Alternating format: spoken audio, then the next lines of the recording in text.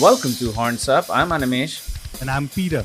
And if you're still listening, well, we'd recommend you bring out your patched up jacket and heavy denims, lace up your boots, pour a drink of your choice, and don't forget your trusty air guitar or drums. And that's because we're chatting with the traditional heavy metal band from Manchester that's setting the scene on fire with its debut album. The band is Heavy Sentence, and the album, Bang to Rights. And representing Heavy Sentence is guitarist and founding member Tim Orrocks. Hi, Tim. Welcome to Horns Up. How's it going? Great to be here. Yeah, good. Thanks. Not too bad. So, congratulations on Bang to Rights. I mean, are the reactions to the album on par with your expectations? And does it really matter? Yeah. Well, when we finished it, we came away thinking, oh, we've done it justice there. Sounds good. And the reviews have sort of reflected that. We've not any bad ones yet. They're all sort of saying the same thing, saying that Gaz sounds like Lemmy. So it wasn't just me. Okay, fine. Yeah. And that it's got bits of punk in there, which was always kind of what we wanted to do. So yeah, we were happy with it. Happy with the reaction, definitely. All right. So I must ask, since you said there's no negative comments as yet on the album, could you share some positive ones? Like anyone who's like gushing, like, oh my God, this is the best band since sliced bread. There's one I remember. There was a YouTube one of a guy saying he was like 53 and he liked it. And then another guy underneath was like, well, I can go better than that. I'm 55 and I like it. So that was good. Just it's been like overwhelmingly positive. So yeah. Okay, cool. So here's a slightly different way of asking the same question. How has the band been received? How has the album been received locally within the UK? And are you guys seeing a similar reaction to the band or to the album around the world? Is it different in any manner? I'm not sure. I mean, I think locally we play with like punk bands as well as metal bands. So it'd be interesting to see how it goes down with that crowd as well. But I guess like when we release stuff, it tends to just go through metal channels. So that audience maybe we don't hear from that audience as much. But so it'll be interesting to see how it, what those guys think. But I guess that'll happen when we like play more gigs and stuff. We'll find out how it goes down with them. All right. Okay. We generally save this question towards the middle of the interview, but for this one, I think it's necessary for everyone to hear why the world's taking notice of Bang to Rights. So, Tim, let's play a song from the album. Right. Which one should we play and why? Let's play Medusa because that's the opening track. The album opener. Yeah. Why did you guys end up picking that song as your album opener? Twin leads, probably.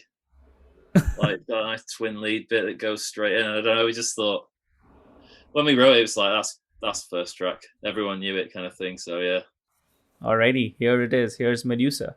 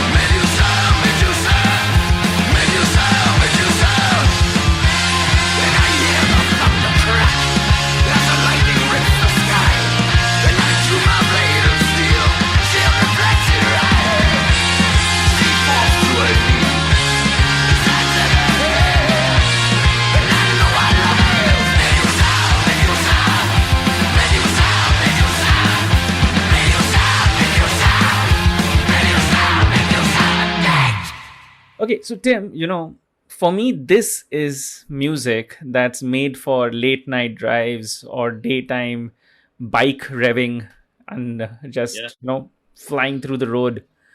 What would you like your music to be used for? I guess that's you kind of nailed it there. That's could be sort of in one of the songs. It's kind of there's like a fight going on in on the run. I don't know if that comes across, but there's like a pub fight. So maybe playing in the background of some pub brawl would kind of suit it as well. Oh, that'd be awesome. So wait, I have to get a quick reaction from you. Earlier today, while I was washing the dishes, I had the album playing in. What do you think about people who do that to your music? That's also fine. Did any of the plates make it through, or did they all Yeah, but I'd have a plate thrown in me if I missed one. There'd be a different kind of brawl happening. But coming to the album, let's talk production. I mean, what were the references that you'd shared with the studio while pre-production or during production, or maybe even post-production? Yeah. Well, we chose Atco who recorded the album because we liked some of the stuff he'd recorded in the past and like the sort of general sound he gets. So we were kind of like, it was kind of worked the other way around. We sort of chose him for the sort of sounds that he gets, because he gets quite nice sort of organic sounds and stuff. But yeah, I mean, he'd recorded like Angel Witch before as well, which helped. Oh wow! Yeah, so, and he'd just done Carcass as well before we went in, like done some guitar for them. So yeah, he's done like a whole range of stuff, so he knows what he's talking about. And if we say like this bit could be like a bit like Tank or something, he knows like exactly where you're coming from, and you can tweak it to get the sound you want. So yeah, it was kind of it was more like we chose him rather than us telling him how we wanted it to sound. We kind of trusted him. How did you guys manage to obtain this authentic sound? I mean, I don't want you to give away your secret, but to us while we were listening, it sounds like the band just entered the studio, made sure the amps and skins were tuned up, and just recorded whatever came off the boards. Was it like that? That was it, really. I mean, he gets that in the room sound, which is what we're after. So he was really into my amp as well. I've got this old like Music Man amp from the 60s that I use. So cranking that up to 10 gave us a really nice sound. And he immediately, after doing our session, he immediately went and bought one of those. So yeah, he was into that amp. And then just turning the amps up and making sure you get the sound in the room, and not worrying too much about like post-production and stuff like that. Just getting it natural, really. That was the idea. Well, personally, I really love the rawness of the two demos that you guys released earlier. Yeah. That grit and that dirt, it added this grimy layer to the songs that gave them, for lack of a better word, more character. Yeah. And then this one just sounds a bit more rounded off the edges. Right. Yeah. Why choose to add that little bit of polish? We didn't really. It's just how it turned out. Must be something to do with Atco's methods. Where maybe we took a little bit more care because we had like a few days to do it, maybe a week or so. Whereas those 7 inches were just recorded in a day. And we had to get everything done like on the day, kind of thing. So I guess that maybe accounts for some of the rawness with those two. Yeah, just a bit more time, and we did want to make it, a bit not polished, but just make sure everything was just right, kind of thing. Yeah. Yeah. After all, it is the debut album, right? So. Yeah. Okay. Cool. Now you brought up Gaz earlier, and I read in an interview that you did that you've mentioned that Gaz, or your vocalist, is the heaviest instrument in the band. Oh yeah. It certainly is a vocal style that'll become a signature, and of course, like the comparisons to Lemmy and Motorhead, etc., will continue to Yeah, be harped on yeah. as such. So Yeah. so here's the question then: how challenging is it to write music knowing that it has to fit this signature style of sorts? I know what you're saying, yeah, but it kind of that's just how it comes out. I mean, we don't think it needs to sound like Motorhead, and I don't think like the riffs, Of course, it doesn't. It doesn't sound like Motorhead to that degree. But I mean, you always knows what you're going to get with Gaz's vocal, but I like that, and he'll always like he'll basically we'll just be playing riffs and stuff, and he's the kind of guy he won't think about it too much what he's doing. He's just straight onto it, singing over it, and then together we'll just sort of make something work. When we write songs, it's always like a lot of it's done in the room. Like one of us will have a riff or something, and then suddenly it'll just sound like us, and that's when we know we've got a song. But I don't think Gaz's vocal is anyway like limiting. Oh no, not at all. I think and like if you listen to like the debut, the album rather than, and compare it to the 7 inches, you can definitely hear like a sort of progression in the style. Like he's definitely more comfortable now as a vocalist. Like because I guess before this band, he hadn't done sort of those kind of vocals, so it'd always been like punk stuff really and black metal stuff, I guess. So this was his first time kind of singing in the way that he does with Sentence, and like I think he's really grown into it now. But have you guys had to like whenever last you guys were playing live, etc., did some asshole just come and ask you, hey, can you guys just keep on playing any Motorhead song or Gazmatron? Oh my god. Well, yeah. Has that happened? We've never had any requests, no. And, like, we struggle to get through like a whole Motorhead song, I reckon, apart from like the next ones. Yeah, it happened to me once. So yeah, I mean, not Motorhead in particular, but I was playing it with a grunge band, and we just kept getting asked to play Pearl Jam and Nirvana songs. Yeah. No, I thought like since you play bass, someone asked you to like play bass and sing Motorhead. So I was like, wait, that's a gig I missed. But shifting the focus back onto you and Heavy Sentence, let's play another track off the album. Which one should we play? Why don't we have Broken Hearts? Interesting choice. Why that one? I guess that's the most Motorheady one. We've been talking about Motorhead. So let's validate all those Motorhead comparisons. I thought, like, you've heard the start of the album. Now you've heard the end. Now listen to the rest. Go on your... Fill in the blanks. All right. So here's Broken Hearts.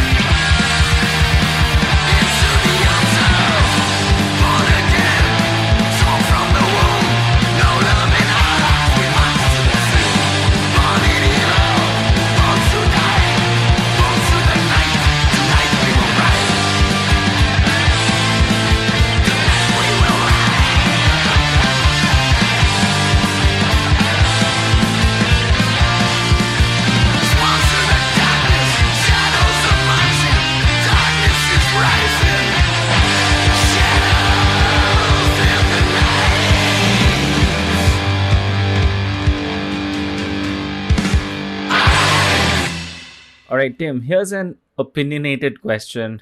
Thanks to the shit show of last year, Yeah. we've like I don't know if you've noticed it or not, but I certainly do think that we've seen an overindulgence in nostalgia, right? People seem to have or have had a lot of time on their hands, and hence going back to the familiar seems to comfort a lot of them. Yeah. Do you think that thought applies to music as well? Uh, Did it happen to you? Were you reaching back to your favorite records and stuff? I guess, yeah. I was listening to like probably a lot more stuff generally, just because I had loads of time, to not really do a whole lot. So, yeah, just listening to like loads of different stuff. But yeah, I guess I can understand why people, do go back to things that are familiar and from the past when like looking ahead is quite bleak. Buying lots of records as well because of that, which was like not the ideal thing to do because I wasn't always like working that much when the pandemic was like in full force. The reason why we asked the previous question about nostalgia is, well, over the last few years, and I'm sure you've noticed this, is that there's been a resurgence, and I keep saying this every few years, but it just keeps happening, right?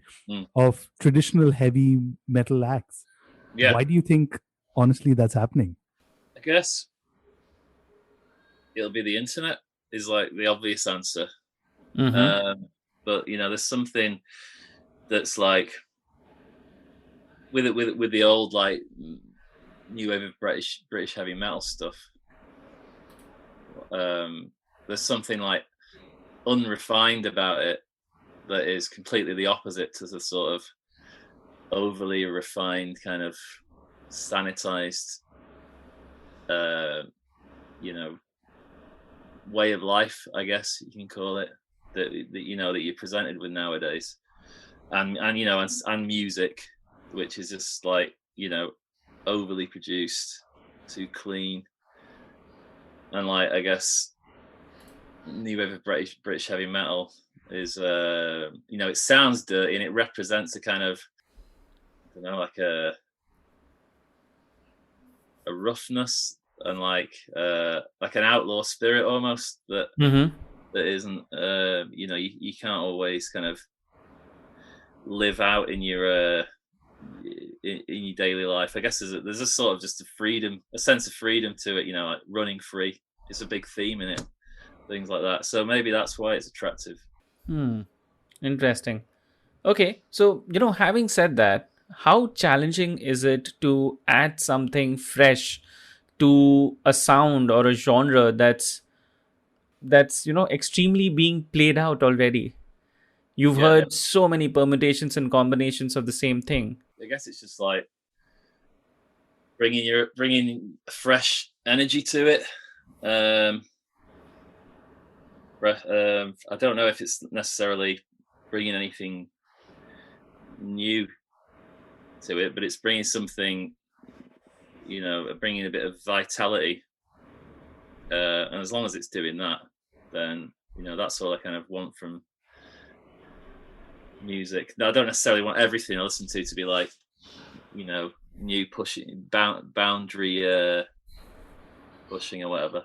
I just think I get a kick out of just hearing like a bit of energy and a bit of spirit, and I think that kind of music, when it's done right, delivers that. A lot of the press about the band focuses on that members of the band have been or are also part of, and I'm going to take a deep breath for this, Aggressive Perfecter, Vode, Executioner, Sump, and I'm pretty sure I'm going to butcher this, so forgive me in advance. Vodrea, Milanistide? Milanistide, okay, sorry. So here comes the question. How did all of you get together to form Heavy Sentence? And this is the more important question. Who manages the calendar for the band? Because considering you're or actually, for a matter of fact, for you yourself, because like You're in what, 100 bands or something? More than that. Yeah, we came together. It was just like me and Gaz played in another band which called Iron Drugs, which is still going.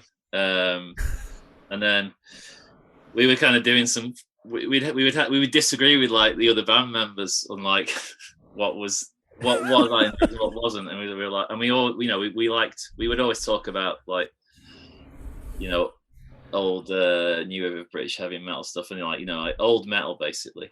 And we lived near each other at the time. We're always thinking, you know, like, what about if we took like the metal side of what Iron Drugs isn't allowed to do, and then we do our own thing with that. And yeah, for a while we talked about it, and then we eventually, like, I had some like songs or just ideas for songs really. We just jammed them out, and then we thought, well, let's just record them. But let's just go for it and do a 7-inch and see what happens. So we just we hadn't heard what the songs would be like with like vocals and drums and everything until we went into the studio and recorded it all, because I played drums on that recording and I played guitar, but because I can't do both at once, we hadn't heard the songs. So the first time we heard everything together was actually in the studio. But, you know, kind of, Gaz said he knew what he was going to do vocally, so, you know, trusted him on that. And then yeah, turned out well. And then after that we were putting that 7-inch out. We got it out on an American label called Night Rhythms, put it out. And after that came out, Bry, who is the drummer, and we knew from doing gigs around, like, he's from Sheffield, so we knew him from gigs and stuff around here, around Leeds, Sheffield, and Manchester. And then he was like well into it. And I was like, well, why don't you drum? Not thinking that because because he lives in Sheffield, which is like 30-40 miles away, I thought, you know, he's not going to go for it, but he did. And then yeah, we got Ed, is the bass player in Woad, who I play drums for, and he was into it. And then we got Mike was in a band called Executioner. And we knew Mike and we knew he liked that kind of thing, and that he was a good guitarist. Got him in, and that was that. You know, it came together really fast. There was no like auditioning for you know, bass players or guitarists or drummers or anything. It was just like, it just came together. Yeah. I remember reading that finding the drummer was the toughest one, because apparently you only had old drummers in Manchester, and nobody was young enough to want to play this kind of music. Really? I don't know. I don't remember where I read that, but I did remember reading something of that sort. That sounds like a cool story. Yeah. There aren't too many drummers in Manchester. Like, there's loads of, you never short of a guitarist, but yeah, that's a story everywhere. Yeah, guitarists grow on trees. Yeah, but there's no drummers, and I definitely didn't want to play drums in another band because, you know, it's boring. Just can't, and you got to cart loads of gear around all the time, and it's just like total pain. I think that's a story of drummers all around the world also. Right? Yeah, I just wanted to change. You know, I enjoy playing the drums in the bands that I'm in, but I just, you know, I wanted to change, and I never get to play the riffs when I chuck a riff in with the bands that I'm in. I always have to teach it to someone else, and they get to play it, and I wanted to play some. So yeah. Right. So you mentioned that, you know, you're part of Woad, and earlier this year in March you all released a killer album, Burn in Many Mirrors. Yeah. So just kind of take us back. Was, you know, Bang to Rights and Burn in Many Mirrors written and recorded around the same time? How do you kind of manage that? Because you said you also do write a bit, right? Oh yeah. Yeah. So I don't know. I'm always doing it. Sometimes, some days you'll write a sentence riff. Sometimes you'll write a bit of woad. You know, it's just, I guess it depends on what mood I'm in. But like,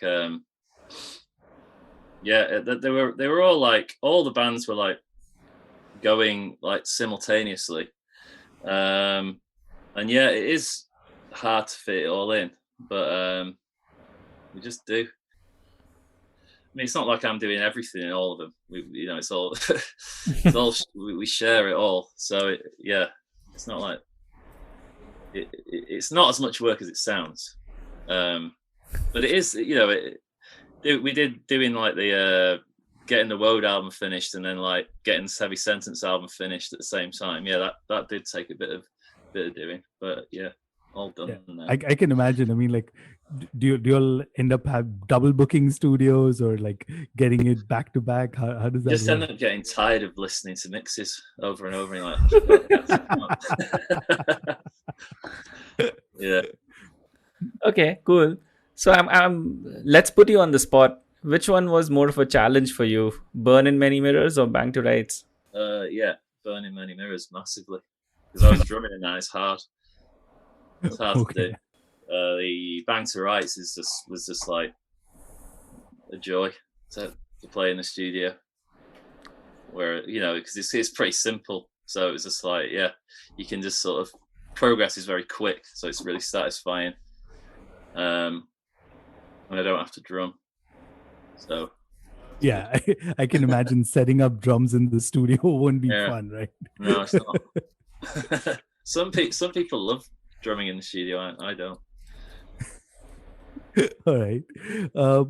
So when I first got the promo for the album, right? I was surprised that the band's been around since 2017. Yeah. But thanks to Dying Victim Productions, I only just heard of you. So how important is Bang to Rights for you guys? It is. It's really important. And not for like entirely happy reasons, because it's the culmination of 4 years kind of the band, and in that time we lost Mike, who was our original guitar player, so it was really important to like do justice to like the stuff he'd contributed, the songs he'd contributed, and like everything that he was to us. So yeah, that was like that was high on the list to get it right for that reason. We just wanted to make a great album as well as that. But yeah, that just made it more important as well. Before we started recording it, we were talking about how gigs are slowly coming back to Europe and also to the UK. Yeah. So is Heavy Sentence getting back on the road anytime soon in the coming months? Yeah, we've got a gig in July in Manchester, and then we've got one at the end of July in London. But as for like gigs further afield, like in Europe and stuff, that's all off, I think, still, and will be for a while, I guess, because you've got the pandemic and Brexit kind of working against that. So yeah, don't know, we'll have to just we haven't played in Scotland yet, so that can be a new territory for now. Well, yeah, and Wales, we haven't played in Wales or Ireland, so still plenty of like places closer to home to explore. And until you just mentioned it, I was just going through my head thinking the pandemic. I completely forgot about Brexit. So yeah, that's going to be another load of complications, I'm sure. Yeah, I think so. Yeah, but just think of all the bar fights that'll have Heavy Sentence music as a soundtrack. Alrighty. So Tim, at this moment, what would you say would be the ambition for Heavy Sentence? Yeah, I mean, we really just want to tour and do another release as soon as we can, which is already kind of taking shape. So, and just at the moment, it's hard enough to just like get together and practice, with the way it's been. So as long as we can do that, and we're not looking too far into the future at the minute because of the way things are. So if we can can play these gigs coming up, that'll be brilliant. Beyond that, just get a new release together and see where we are after that. But yeah, the ambition really is to get back to where we were, touring and stuff. Like, not, that would be enough. Okay, so here's my final question. What really came first, Heavy Sentence the band or Heavy Sentence the song? And while you're at it, why not name the album Heavy Sentence as well and complete the trifecta? We thought it'd be good to have a song called, the song was called Heavy Sentence after the band. The band was named Heavy Sentence first. In fact, the name probably came before any of the music. So we had this idea, Gaz had the idea of calling it Heavy Sentence and having a heavy metal band called that. Yeah, Heavy Sentence, the song came about, and it was like, Gaz was sort of like not totally into like what he was doing, like vocally, didn't know what he was talking about really with it. And then when what happened with Mike, when that happened, he wanted to make it into a tribute to Mike. And that's what the lyrics are about.